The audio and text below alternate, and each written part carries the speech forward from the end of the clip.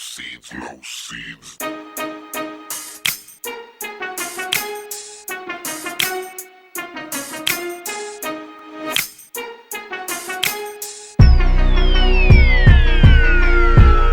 Welcome to the John Doe Radio Show. I am your host, John Doe. It is an absolute pleasure to be back with you. Thank you for hanging out with us. Hopefully you had a fantastic holidays and your January was good too. I don't know about you, but for me, it seemed like January in itself lasted an absolute whole year. It was kind of ridiculous.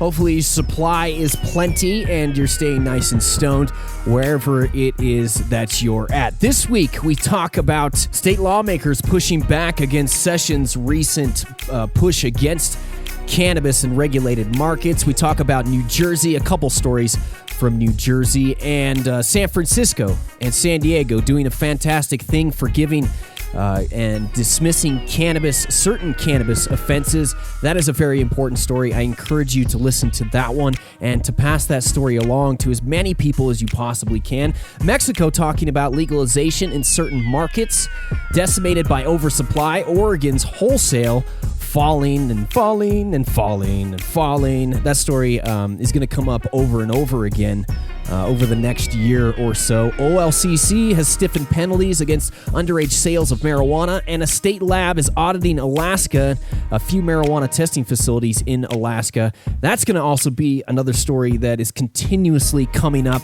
Hopefully that situation can get under control in Alaska, Washington, California, and really in all states, because it's so important that we have a testing system that is trusted and actually works. So we've got that and more this week on the JDR. Let's get to it.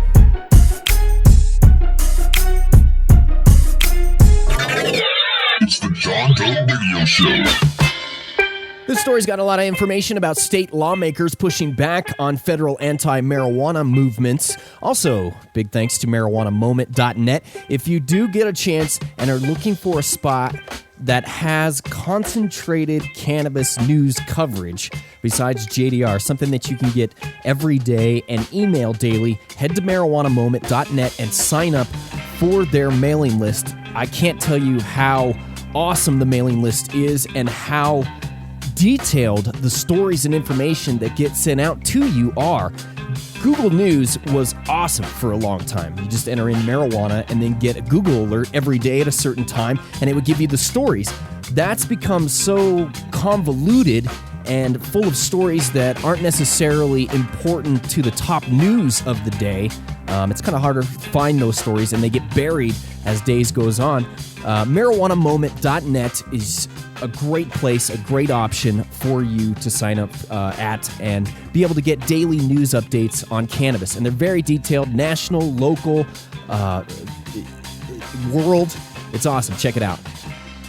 Last month, the Trump administration tore up Obama-era guidance that generally had allowed states to implement their own marijuana laws without federal interference, but the states aren't taking the change sitting down. Vermont Governor Phil Scott signed into law a cannabis legalization bill that legislators in his state approved just hours after U.S. Attorney General Jeff Sessions rescinded the federal marijuana protections. This is the first time that a state has passed by legislation legalization. It's very big news.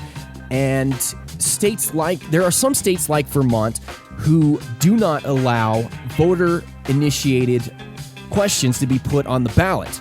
So it's very important that the state legislation and momentum movement in these states goes forward and things like this happen. So it's a very great example to other states. We're going to start seeing this soon too, and I'll get to those stories here in a minute. This story right here is going to cover a whole bunch, so let's just strap in for the rest. And in a number of other states, lawmakers have filed legislation or resolutions forcefully pushing back on what they see as federal attacks on their marijuana policy prerogatives. Arizona, California, Massachusetts, and Washington state lawmakers are considering bills to prevent local and state officials from assisting federal agents in any action against legal marijuana businesses, effectively making them sanctuary states for cannabis.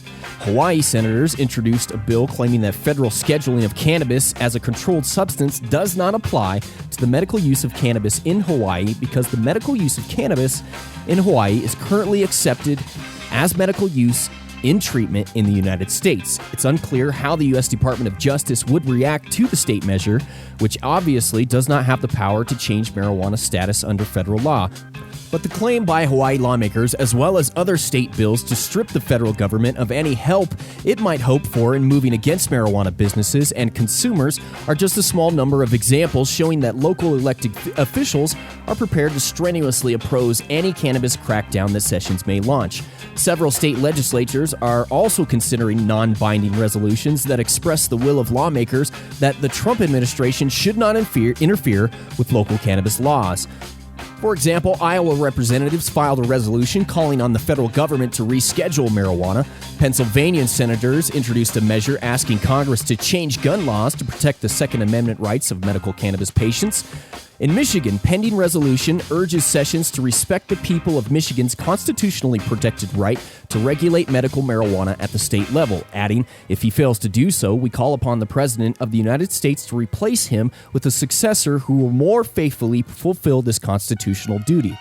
An Alaskan measure asked the Trump administration to forbear any federal interference in marijuana policy of states where marijuana has been legalized.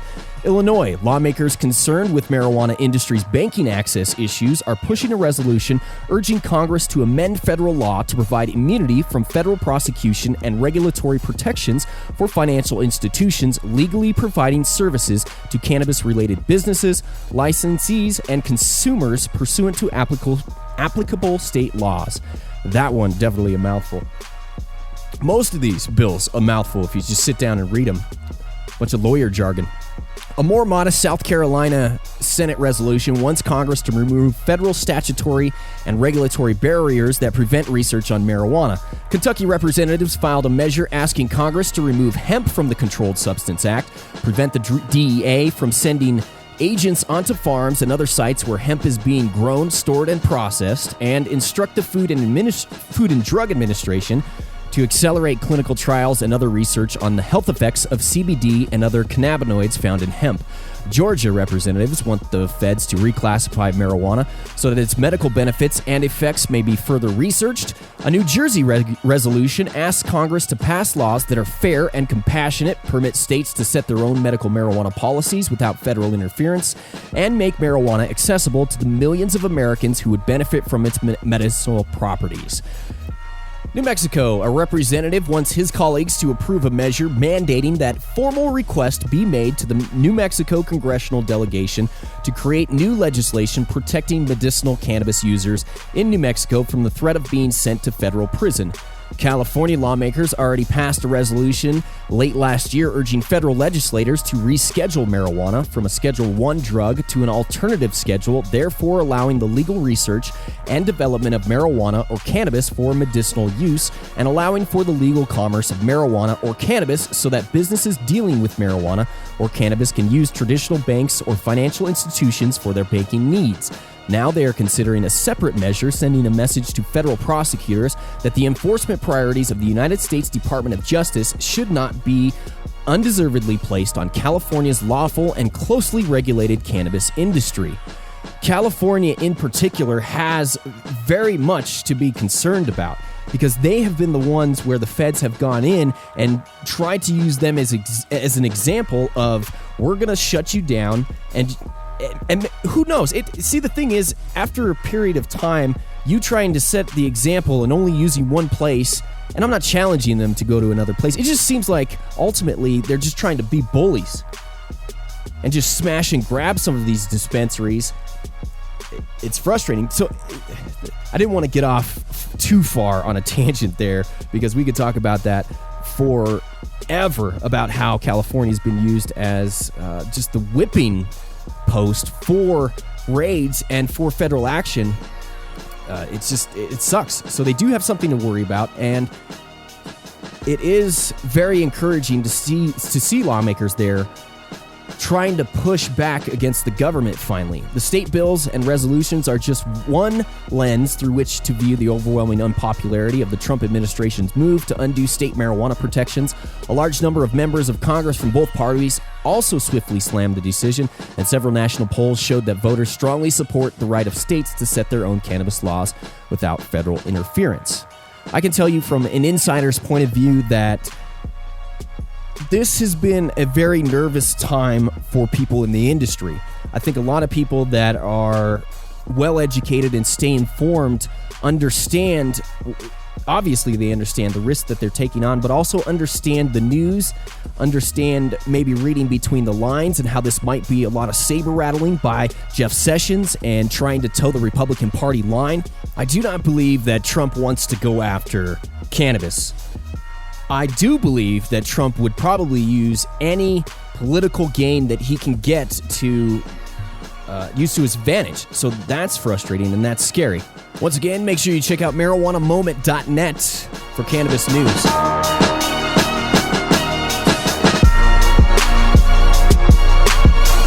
Sit back and relax. Never fear. The John Doe Radio Show. How much higher can you get?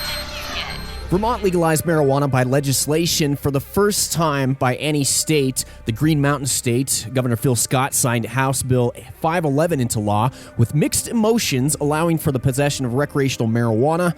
The legislation decriminalizes for adults marijuana 21 and older, allows possession of no more than 1 ounce and cultivation of 2 mature plants on their private property.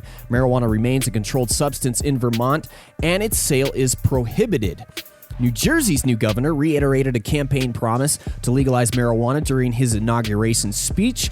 New Jersey may become the second state to legalize marijuana by legislation. A stronger and fairer New Jersey embraces criminal justice reform comprehensively.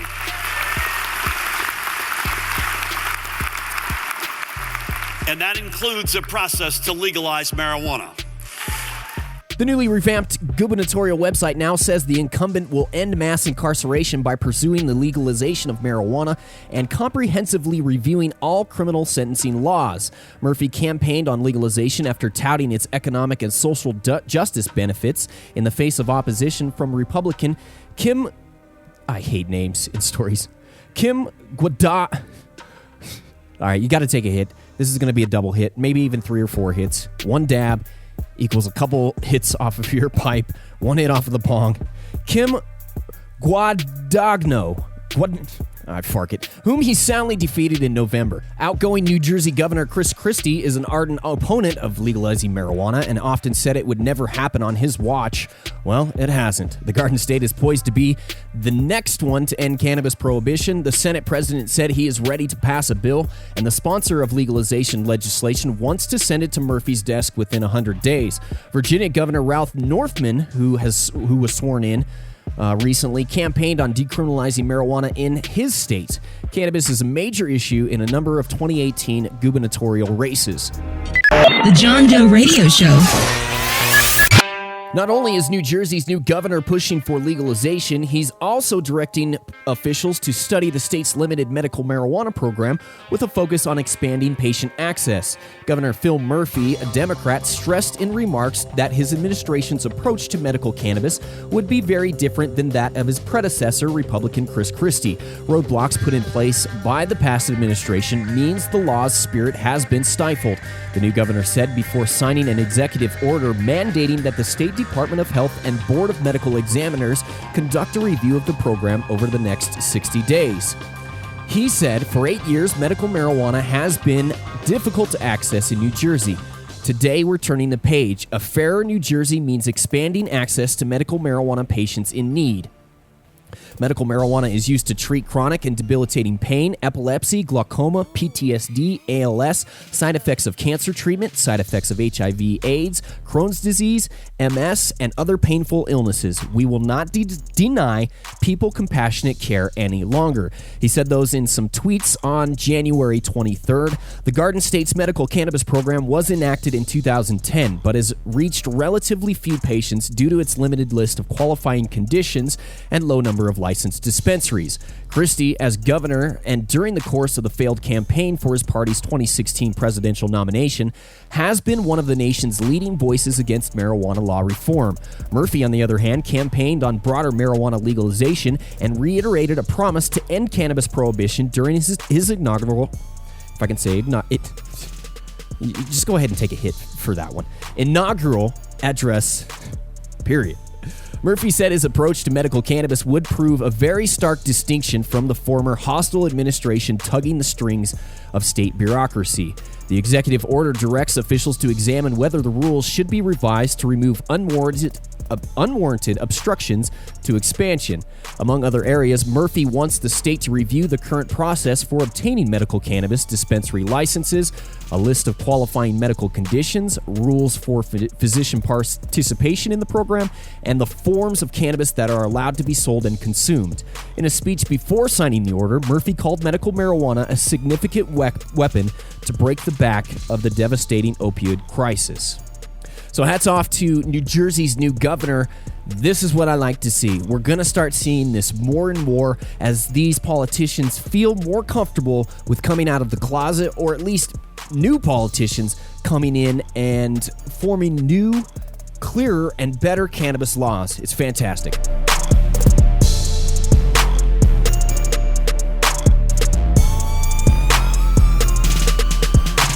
How much higher can you get? Marijuana is a drug that prevents a person from being able to cross their eyes.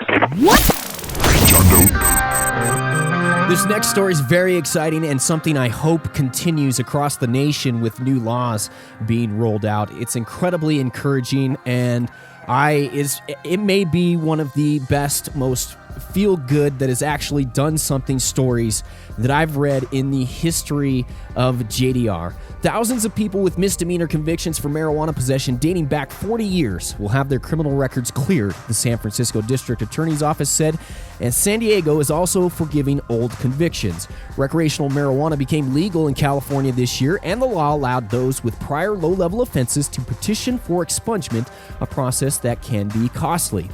Now, I want to review this for a second. I want to take a pause, and if you get a chance, please tell as many people as you possibly can about this. Find the news story online, search for California forgives marijuana convictions, and pass this story around, because people need to know about this, and they need to take action and get themselves into a court and have their cannabis convictions petitioned to either be completely removed.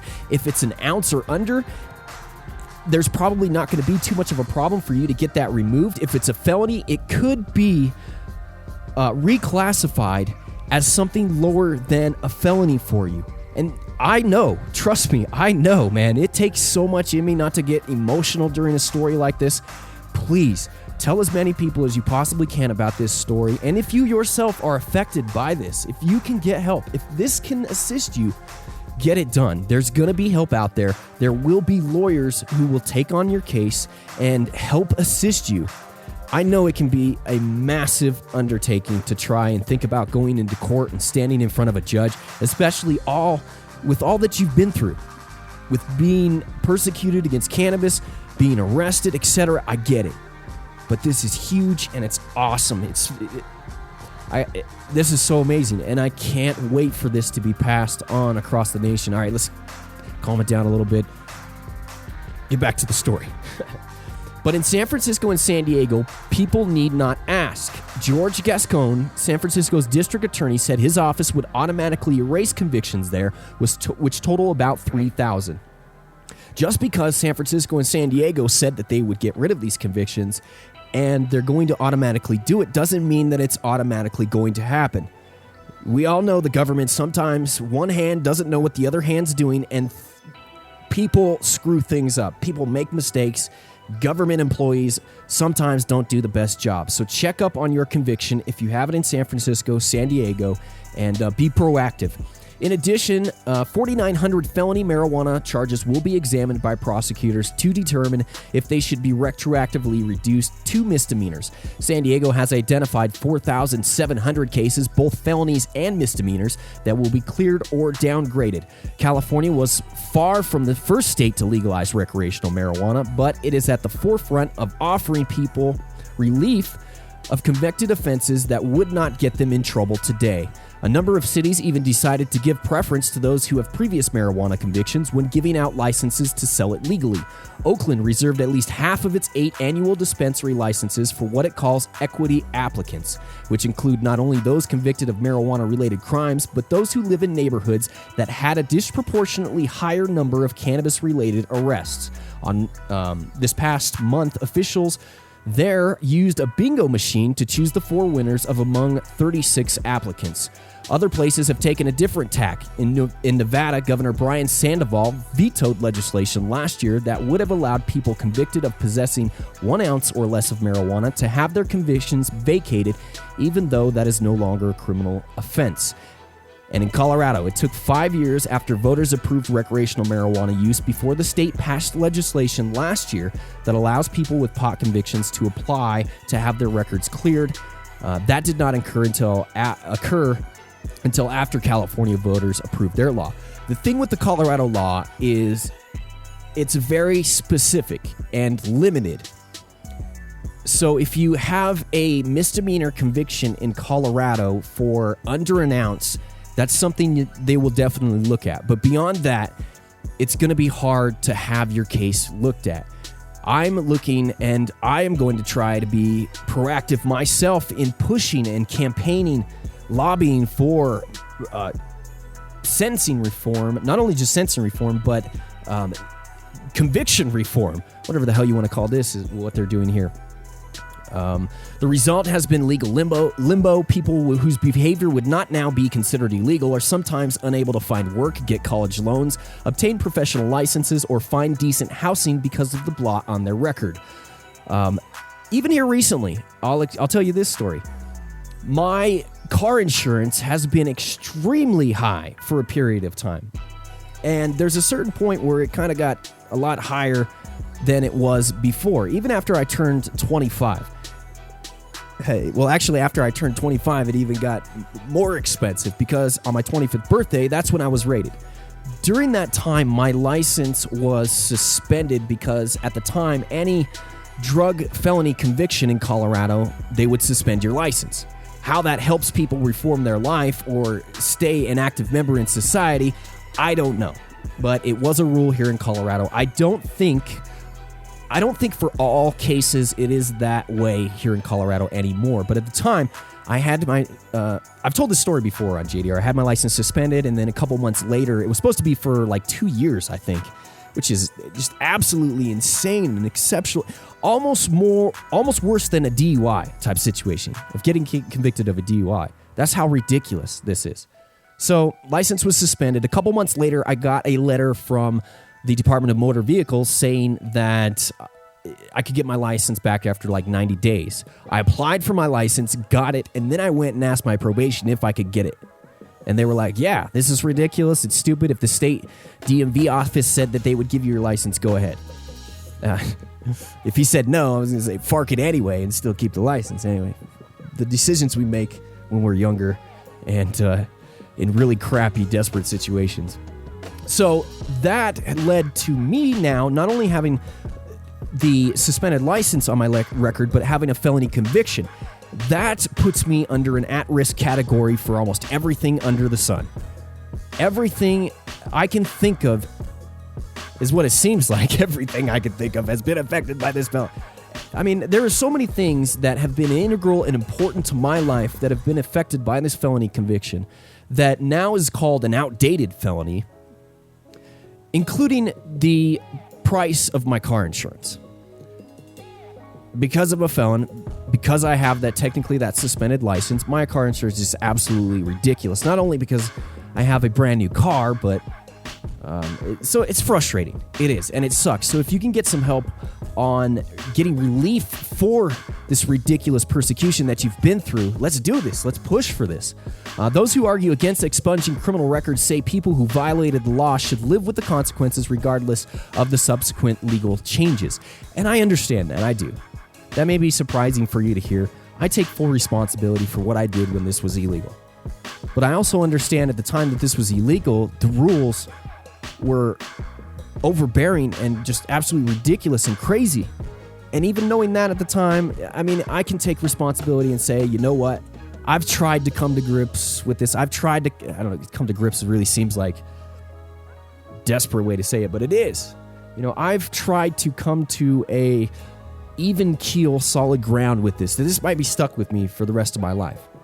And to fight for other people's rights and to not have this happen to other people. That's been kind of where I've settled, and I am, I guess for lack of a better term, semi-happy, semi-regulated to this position of wanting to just help other people, and I'm just going to have to deal with this the rest of my life. But it doesn't have to be that way. And even if I take responsibility, you take responsibility for your wrongdoings, for your conviction, the punishment and the crap that you've gone through since then is just so beyond crazy and unconstitutional. I was getting so worked up here, I can't think of the statements I'm trying to think of. It's just crazy, and we shouldn't be punishing people like this, and we shouldn't be continuing to punish people like this with the laws changing as drastically as they are. I can understand maybe in some situations if the law didn't change to legalization, or if it was just a small amount, say the felony was, in my case, I pled to a felony of 12 ounces or more, or whatever I can't even think right now. But my felony, if they would have just changed that like they did for 3 ounces lower and got rid of that felony, and I had an argument, you know what I'm saying? If it was just a small, slight change, then maybe this argument wouldn't necessarily come into play as big as it is right now. But we've made massive changes across the country with cannabis laws, and we need to update not only the sentencing with it, but the people that have been sentenced for it. The opportunities that are dismissed and are kept away and locked in a box and the key thrown away. I mean, it just sucks. Let's end this rant on that. In all other states, the process has been messy, said Robert Mikos, professor at Vanderbilt University, who studies marijuana law and policy. But whether people agree with what they did or not, California at least addressed it, and there's value in that. Even in California, there's a significant variation in how counties are handling misdemeanor marijuana convictions. Some, like Fresno County, are dealing with them on a case-by-case basis. Jeff Rosen, District Attorney of Santa Clara County, said he is working with local public defender's office to identify cases, and prosecutors in San Francisco and San Diego have been more proactive, both cities planning to automatically dismiss misdemeanor convictions, as we talked about, and reduce possibly felony convictions. In November 2016, California voters approved Proposition 64, which allowed adults 21 and older to buy or possess an ounce of marijuana, or grow up to 6 plants at a private residence. California, where cannabis shops began operating January 1st, was the 6th state to allow recreational marijuana. Colorado, Washington, Oregon, Alaska, Nevada. Voters in Massachusetts and Maine have approved recreational marijuana, though sales have not started in either state. Vermont legalized pot earlier on January 22nd. In D.C., cannabis is legal, but it cannot be sold commercially. In Canada, which is now moving toward legalization of recreational marijuana this year, Prime Minister Justin Trudeau has warned that for now, the police and prosecutors will continue to treat pot sales as crime. We recognize that anyone who is currently purchasing marijuana is participating in illegal activity that is funding criminal organizations and street gangs, and therefore we do not want to encourage in any way people to engage in that behavior until the law has changed. Just no balls or no backbone in that statement, basically, is what it comes down to. So let's stay fighting. Let's stay focused. Let's stay positive in this. There is change happening. Let's keep pushing.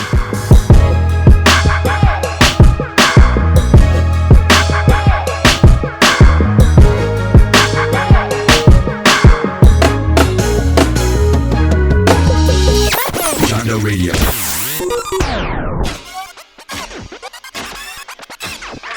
Marijuana should be legalized in 2 of Mexico's main tourist hotspots, Cancun and Los Cabos, in order to reduce criminal violence, Mexico's Minister for Tourism said.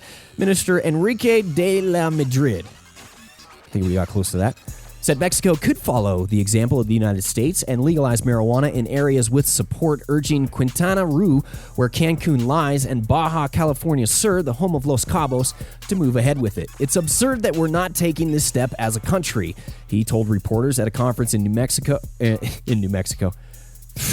Automatic reading. eyes moving too fast for the brain. That should be Mexico City. Even if there's work to do on the whole of the country, I'd like to see that it might be done in Baja California and Quintana Roo. He added, describing the state as victims of poor drug law. Baja California and Quintana Roo have been two of the states hardest hit by a jump in gang violence in the country over the past year, helping to prompt verbal swipes from U.S. President Donald Trump about how dangerous it is in Mexico. De La Madrid said in a Twitter post that his comments reflected his personal views. Presidente Enrique Peña Nieto has said the United States and Mexico should not pursue diverging policies on marijuana. In 2016, he proposed a bill to allow Mexicans to carry up to an ounce of marijuana, but the measure stalled in Congress. Carlos Mendoza, governor of Baja California Sur, told local media that if the idea were adopted, it should be implemented in various areas popular with tourists. It seems foolish and illogical that we're here fighting with a strategy that costs lives in Mexico, and magically crossing the border, marijuana becomes legal, he said. California last month became the sixth U.S. state to legalize the drug despite the federal ban. Despite the trend toward legalization north of the border, cartels still make millions of dollars from smuggling marijuana into the United States. Mexico legalized marijuana use for medicinal and scientific needs this past June.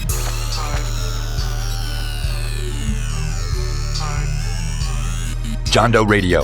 Something that's been talked about since even before legalization started rolling across the nation and even before medical marijuana shops were opening up was how the price of cannabis would fare during legalization and if that price would drop to absolute bonkers levels during this process. And so far, we've seen a steady decrease in most states when it comes to cannabis, a steady decrease to a certain level of not only just flower, but cannabis concentrates. In particular, right now, we're seeing the bottom just completely drop out of certain cannabis concentrates, whether it be Shatter.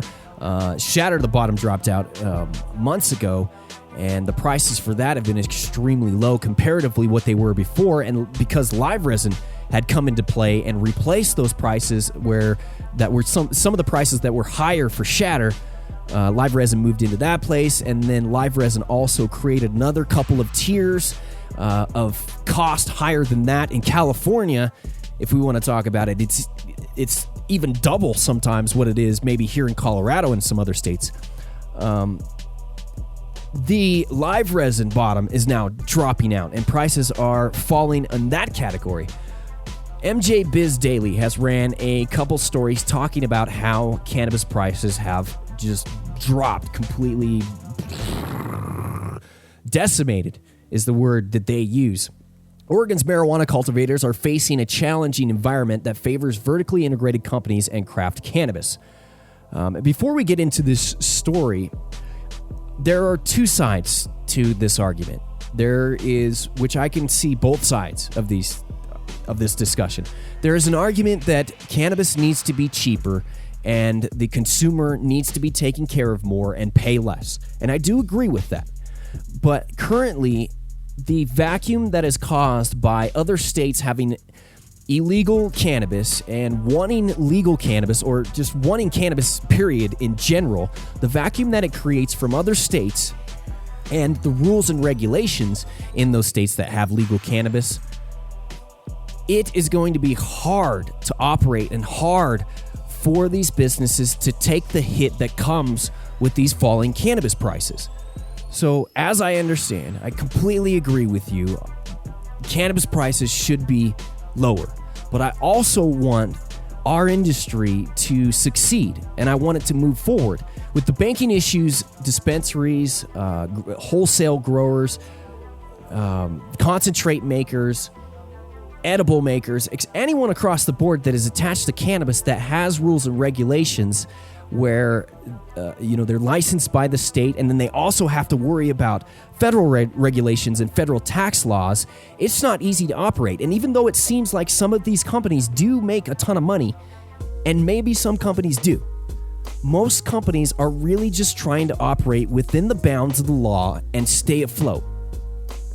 So with these cannabis prices just absolutely dropping, it's hard for those companies to continue to operate. It's hard for those companies to pay their employees what they need, and it's hard for them to, pass on good savings and good cost when they're not getting it themselves. Back to this story. Wholesale prices for trim and outdoor grown marijuana flowers sold to processors have dropped to as low as $50 a pound. According to one industry insider, prices have undergone a 50% annualized drop over the past 2 years. The situation isn't likely to improve anytime soon. Now, this is talking about, as they mentioned, outdoor grown marijuana flower sold to processors. An earlier version of this story referred to something different, and I think I had read this, and maybe you had read this story differently too, that these falling prices refer to trim and outdoor grown flower sold to processors. So on the high end, you could still see indoor grown pounds, great pounds, go from $800 to $1,200 being sold right now. Most people that I'm hearing back from that are talking to me about the prices are talking about $800, $900 pound levels. That's just absolutely bonkers and crazy. A few years ago, if you could have got swag for that price, we would have been happy. Well, maybe not swag, but you know what I'm saying. It's crazy. It really is. The price just is bonkers. And the thing is, let's not get into that right now. Situation isn't likely to improve anytime soon, with hundreds of producers and retail licenses pending approval from the Oregon Liquor Control Commission. And this is specifically talking about Oregon, but this ripple is going to happen everywhere. We're seeing it here in Colorado, California, as grows come online there. This is going to only continue to get worse. Here in Colorado, we have Los Sueños Farms, which just pushes out the middest of mids and just pounds of it. It's an outdoor grow. They just have a seemingly unlimited amount of mids and less than mids. They're going to be producing even more next year, and other outdoor facilities like theirs are going to be, outdoor farms like theirs are going to be coming online also. So this problem, like they said, isn't likely to improve anytime soon, because it's going to continuously get worse as more and more cannabis starts to flood this market. Whether it's worse or good, in your opinion, how you view it. With hundreds of producers and retail licenses pending approval, we already read that. As of January 26th, there were 520 retailers in the state with 141 licenses pending approval, according to the agency's website. Compare that to 906 licensed producers with 858 pending approval. To ride out even more contraction in the market, businesses either nascent or long-standing should be well capitalized.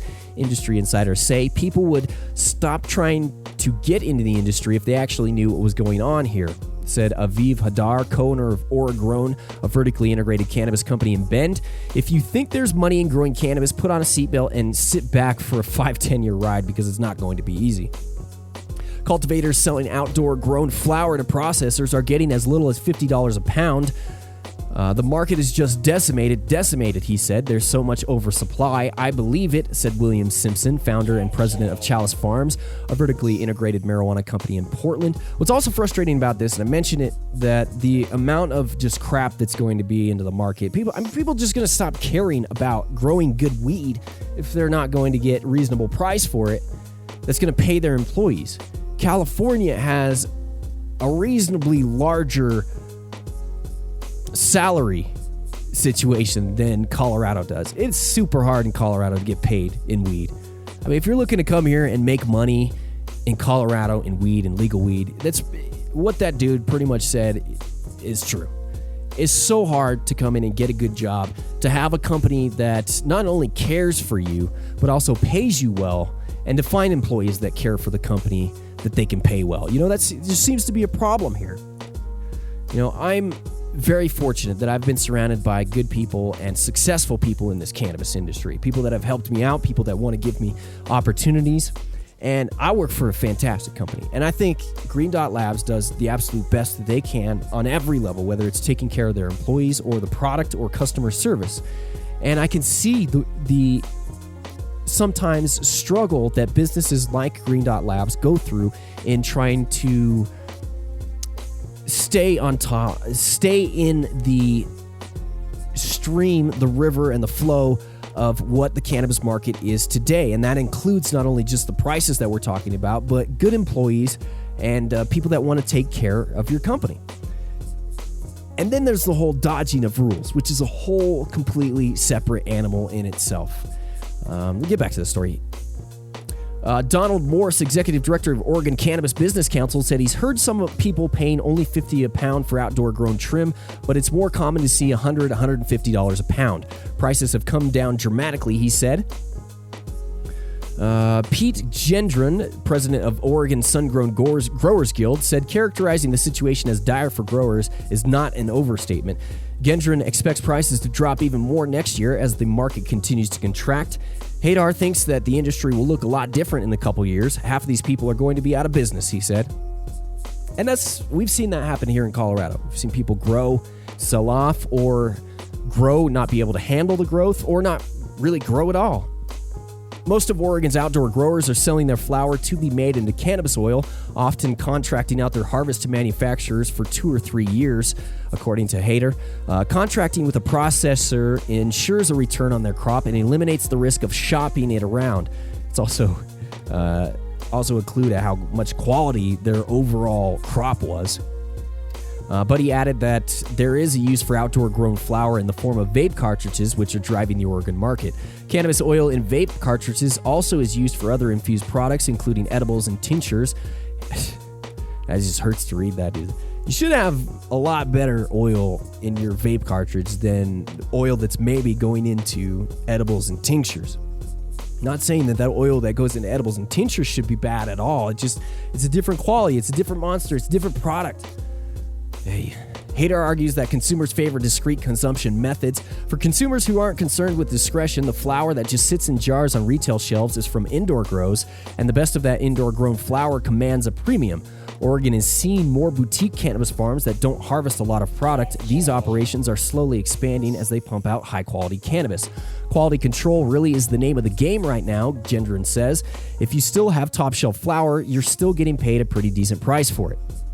Well, it just depends on what you mark that decent price as we mentioned, the $800 to $1,200 range. If you consider that a decent price from what you've experienced over the past few years, then that's another topic. That's another discussion we can have. The only way for growers to make it on the current Oregon market is to be vertically integrated, Simpson said. There's so much competition, he added. The Oregon Cannabis Business Council, Morse, agreed. Without a retail license, he said a grower is competing with all the other producers and often getting the lowest price. They have to be vertically integrated, he said. According to Hadar, retail stores are a necessity in your operation if you want to be successful. While a customer can buy an ounce of flower for as low as $49 at some retail shops, a similar amount sells for as high as $560 in Hadar's store. It cost him about $50 to grow a pound, he says. That business model works, he said, unless you own your own stores. Good luck to you. Gendron doesn't necessarily agree that growers must be vertically integrated to survive. For example, he said retail chains are developing in Oregon, and a business with 10 stores is going to need a diversified product pipeline to maintain its supply. He added that businesses that are better capitalized will weather the fluctuation. Gendron, who also does some consulting, said he recently was approached by someone with a business plan that allotted a $500,000 to $1 million to get in the game. If you're running an efficient business, Gendron said, that's enough to get started. If you have a business plan that's designed around lower margins, or if you're internally capitalized, you're probably going to do fine.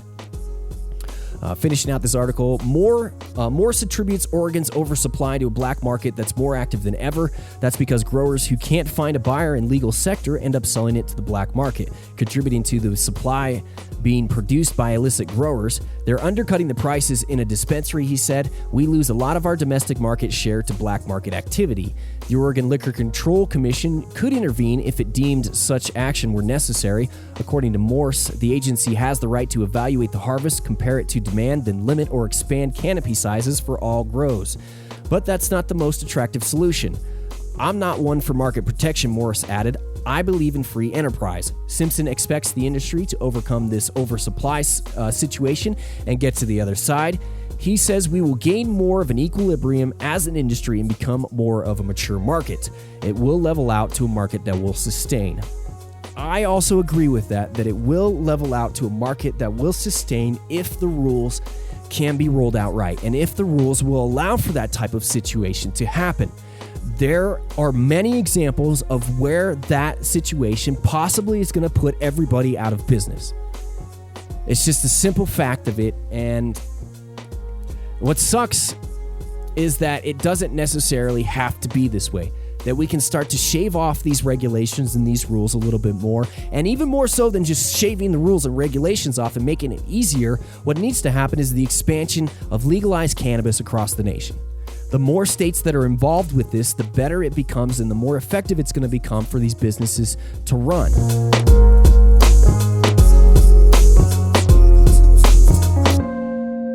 John Doe Radio. Also in Oregon news, the Oregon Liquor Control Commission approved a temporary rule increasing the penalties for marijuana retail licensees that sell marijuana to minors. The rule includes a provision to revoke an individual's marijuana worker permit if the permittee intentionally sells marijuana to a minor. For a first-time offense of an unintentional sale of marijuana to a minor, the penalty increases to a 30-day license suspension or a fine of $4,950. Previously, the penalty was a 10-day license suspension or a $1,650 fine. The commission reevaluated penalties after reviewing recent compliance reports on minor decoy operations. This from the OLCC Commission chair. There's no margin for error on making sure that marijuana doesn't get in the hands of minors, period. The integrity of Oregon's regulated cannabis system depends on industry compliance across the board. The temporary rule takes effect January 26, 2018. OLCC staff will review compliance activity during the 180-day period the rule is in place. After the 6-month period, based on that compliance record, a recommendation by staff, the commission will consider options for permanent rulemaking. Selling marijuana to a minor is an OLCC Category 2 recreational marijuana sanction. Penalties for multiple violations will also increase, including 2 violations in a 2-year period, will result in an automatic 30-day license suspension. 3 violations in a 2-year period will result in a license revocation. The previous penalties were a 10-day license suspension and a 30-day license suspension, respectively. Under the previous rule, a retail license would be revoked after a 4th violation in 2 years. The commission already has the authority to suspend or revoke a marijuana worker permit if a permittee violates any laws or rules applicable to a licensee. An intentional sale of marijuana by a marijuana worker permittee, that's just an employee basically is what they're saying, could include a retail employee selling to a friend they knew was under 21 years of age. The OLCC says it's our core mission at the OLCC to prevent the sale of marijuana to minors. The early results are unacceptable and we'll keep holding retailers and their employees accountable until they get it right. This is all from, obviously, as this press release said, from recent sting operations that they did in Oregon. You may have heard about this in the news where it was just an absolutely abysmal failure rate.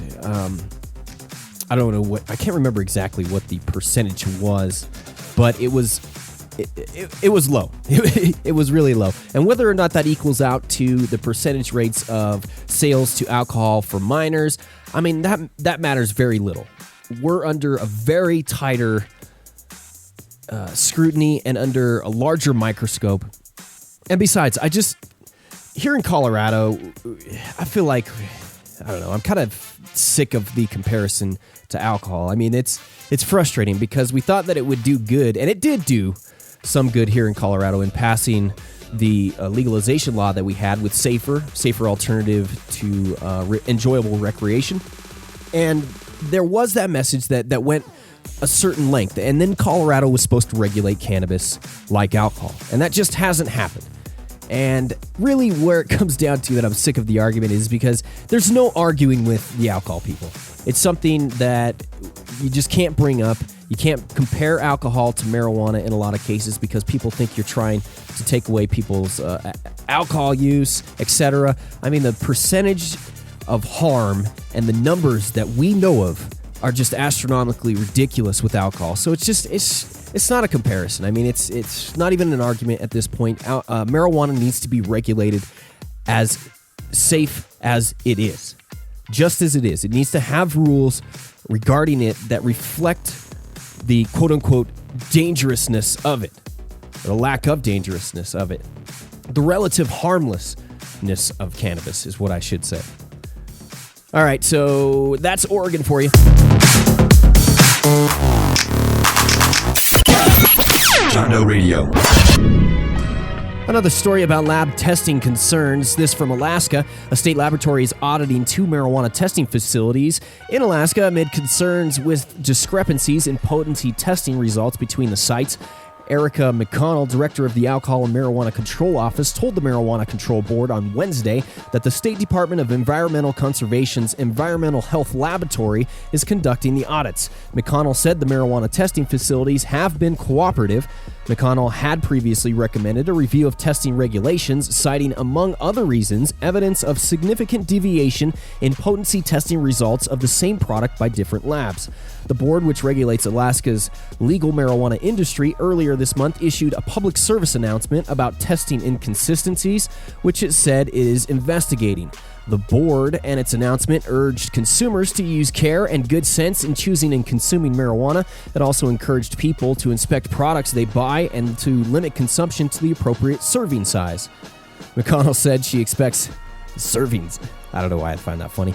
It's just funny. McConnell said she expects the audits to be completed in the next few weeks. This is something we're also going to probably see come out of California and Washington. Eventually California, and Washington's seeing something going on right now. Colorado already saw a bunch of changes in testing here recently, larger portions of plants and more selections from different plants at different locations, more testing for concentrates, etc. And it's super costly on these businesses, and it sounds good on paper, some of these testing practices. And I'm not saying Alaska doesn't have good testing practices in place, or Washington doesn't, or California doesn't. There's a good chance that they could be better, because I see what we have here in Colorado and the loopholes and the ability for a facility or just someone individually to manipulate these results is entirely too easy. I don't know how else to put it. That's plain and simple. As I put it, it is entirely too easy for someone to manipulate these samples on any end.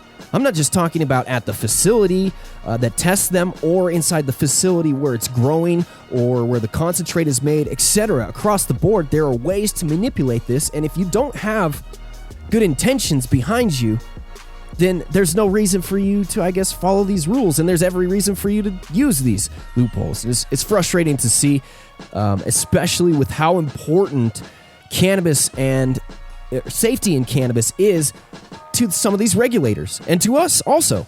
So hopefully some of these loopholes gets fixed and this problem starts to get taken care of, because it's also keeping some of these businesses, some of these labs that are legitimately trying to test products out of business. It's in California and Washington, these labs can't get enough legit customers to give them cash to do testing, because all the other labs are boosting up the crazy numbers.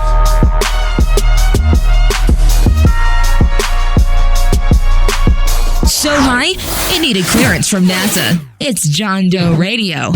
I'll do a quick overview of some press releases I have from over the past month or so. In Hawaii, there is a bill that's floating that clarifies the authorization of use of cannabis for medical purposes under Hawaii law and shall not constitute the sole basis for denial of a person's right to own, possess, or control a firearm or ammunition thereof. I know that's been a big issue for a lot of cannabis patients, and talk online about how it's just absolutely ridiculous taking away a constitutional right, and in Colorado, a constitutional right.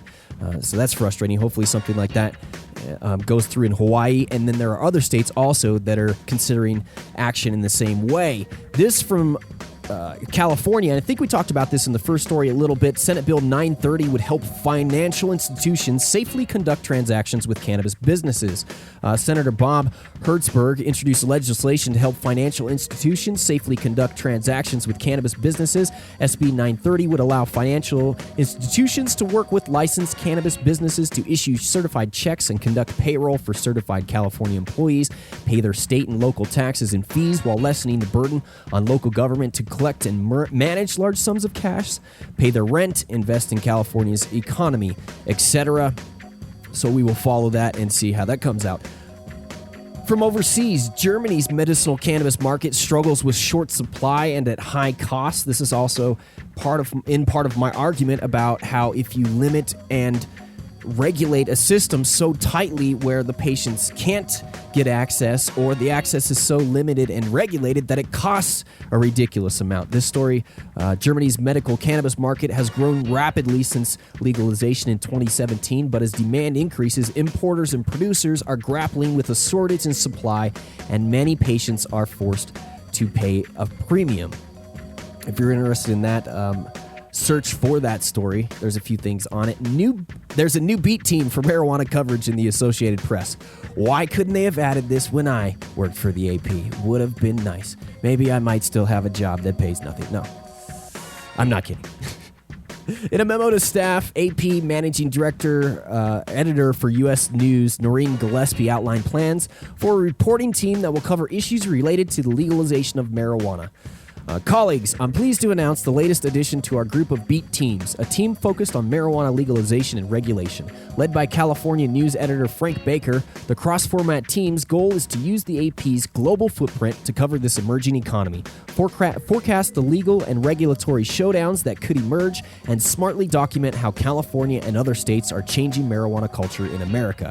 The team's goal will also be to peer beyond the U.S. and report on supply and economic implications from Mexico and Canada. Fine, Canada. Our members and customers have told us, I wrote a really funny post this week about how I think about this a lot when I'm high, about Canada and how it's this just massive part of our continent and this massive part of land that myself and others who have cannabis felonies, or even people with DUIs, but we're specifically talking about weed here, can't get into Canada. We'll never get to see the vast winter tundra and the warm hearts of our Canadian brethren, the flapperheads running around, tossing each other Molsons and drinking maple syrup. It was a funny post. And I kid. Don't mean to offend anybody. Mostly get that from South Park, the flapperhead thing. So if that really does offend you, they just search for South Park, and then where have you been for the past 10 years in a closet? You didn't know about that? But it's just strange, you know. I would absolutely love to go to Canada someday. There's people that I would love to talk to in Canada. I would love to visit Canadian cannabis businesses, and who knows where life will lead you someday, you know? If I need to go there for business, maybe, it's not going to happen, but if I were a politician, needed to go up there. I could be a lobbyist, needed to go up there and lobby for Canadian cannabis reform or something. I don't know. Who knows? Maybe that could, who knows what would happen in the next 10 years? And then they're not going to let me in because of something that happened in 2007. Because I sold 2 quarters of weed to someone I shouldn't have. It's just absolutely ridiculous. That's the one I get blamed for. Anyway, we won't go there. We've all sold sacks and bags here and there, so it's frustrating. And that's why that California story is important about forgiving those small little things. But, sometimes even my situation, the small little thing isn't a small little thing in the eyes of others. Anyway, God, we got so sidetracked off of this story. This was just supposed to be a quick blast through these press releases. The AP has reporters stretching from Seattle to Denver to Maine who have decades of knowledge about the regulatory landscape, state legislation, and culture. Together, this team will explore how governments position themselves to reap benefits of thriving markets, explore emerging issues in advertising and product development, and how a proliferation of pot may influence research trends, among other inquiries. It goes to talk about how these are the reporters in each location. Denver's got a video journalist, Peter Banda, and a reporter, Katie Foodie. May have to look her up. Man, if I wanted to, I could probably sit and write news stories here locally. If I were to be going to these legislative events again, and unfortunately, full-time job at this point in time prevents for doing that. But, if you wanted to do that, if you wanted to be a journalist and you wanted to give stories to the AP or another news agency, it's something that you can do. So, a lot of times you're going to get shut down. But if you are firsthand experience at some of these legislative meetings and you type up a story that's legitimate and can be consumed by at least the reporter and turn it into something that he wants to use, it's not crazy to think that your story or that you're going doing activist work, that there's a brick wall there from getting your story out to even the AP, much less the local radio station or the local news station where you're at. It's possible. So that's a whole nother part of activism that you should be looking at. All right, I think we have maybe one more in here, and nope, that's it. This is drugs. This is your brain on drugs. That's going to do it for this week on JDR. Thank you very much for hanging out with us. If you get a moment, make sure you check out marijuanamoment.net, and there you can check out some of the news that is available, pretty much all the news that is available in cannabis. Tom Angel does a great job of compiling a bunch of news and getting them out there. I mean, it's just absolutely fantastic. It replaces entirely Google cannabis search, marijuana search, whatever the news alert that you have for cannabis-related news. So I have to thank him very much for having that access and leading me to some other news stories. Also, marijuanamoment.net. I hope you have a fantastic week. Hope to bring you a show next week. If not, we'll get one to you as soon as possible. I've got everything in the studio hooked up as I would like it. And we're just going to be tinkering with things, dialing it in, and make sure everything sounds fantastic and great. This is the first show I got to do on my brand spanking new computer. It was so quick and so much less frustration than doing it on the old laptop that I started back on here recently. So we have it set up to take phone calls. I just need to figure out who I want to have on first and what segments we want to regularly include on and who will include on those. So again, have yourself a fantastic time. Stay stony, and thank you very much for joining us here on the JDR. Make sure you check out the other John Doe radio shows, and if you can, subscribe to us on iTunes or Google Play. Until we meet again, I'm John Doe. See ya.